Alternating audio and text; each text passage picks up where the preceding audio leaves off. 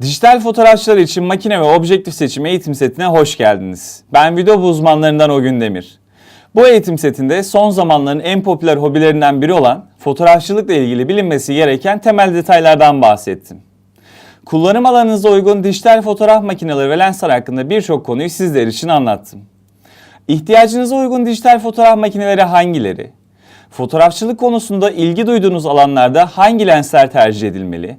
Geniş açı lens, prime lens, zoom lens, makro lens, perspektif lensler ile ilgili birçok konunun cevabını bu eğitim setinde anlattım. Bu eğitim setini izledikten sonra sizler de çekmek istediğiniz fotoğrafa uygun makine ve objektif seçimi yapabilirsiniz. Şimdiden size iyi seyirler, iyi öğrenmeler.